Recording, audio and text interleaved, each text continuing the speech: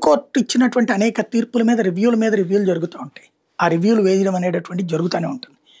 ఇప్పుడు supreme court already ఏది ఒక మాస్టర్లకి అర్హత పరీక్షలు ఉండాలి టీచర్లకి దేశవ్యాప్తంగా అని చెప్పింది. బట్ విద్య అనేటటువంటిది దేశ విధానం కాదు. అది మనకి 3 రకాలైనటువంటి వ్యవస్థలు ఉంటాయి. ఒకటి కేంద్రపు జాబితా, 2 రాష్ట్రాల జాబితా, 3 ఉమ్మడి జాబితా. విద్య అనేది రాష్ట్రాల జాబితా. ఏ రాష్ట్రానికి ఆ రాష్ట్ర నిర్ణయం తీసుకునేటటువంటి ఇది ఉంటుంది. దాంట్లో డిఎస్సి మనకి ఇక్కడ బీఈడి ఇవన్నీ పూర్తయిన తర్వాత బీఈడితో ఆటోమేటిక్గా అర్హత. ఒకప్పుడు బీఈడి అయితే ఆటోమేటిక్గా టీచర్ జాబ్కి అర్హత, కానీ ఆ తర్వాత డిఎస్సి పెట్టి తీసుకుంటున్నారు. అదే ఒక పెద్ద అర్హత.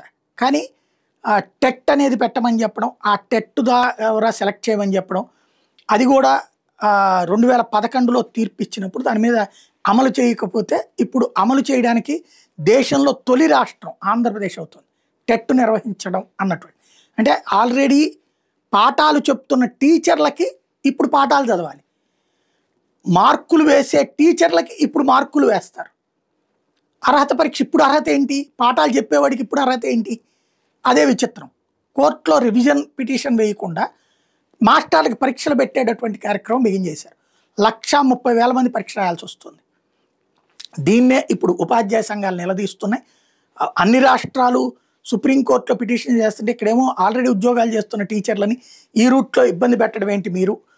ఇంకోటి కేంద్ర ప్రభుత్వానికి అప్లికేషన్ కూడా పెట్టుకుని మీరు కేంద్రంలో ఉండి ఎందుకు చేయలేకపోతున్నారు అంటూ నిలదీసుకొస్తున్నారు. అయితే ఈ టెట్ అనే పేరుతో వాళ్ళందరినీ మళ్ళీ పర్మనెంట్ ఇదే వాళ్ళకి ఈజీ క్వశ్చన్స్ ఇచ్చేసేసి సెట్ చేసేద్దాంలే అన్నటువంటి రూట్లో ఉన్నామన్నది ప్రభుత్వ వర్గాలు. ఎందుకంటే సుప్రీంకోర్టుతో ఇబ్బంది లేకుండా ఉంటుంది అన్నటువంటి ఉద్దేశం చేస్తున్నామని ప్రభుత్వ వర్గాలు వాళ్ళని కన్విన్స్ చేసే ప్రయత్నం చేస్తున్నాయి.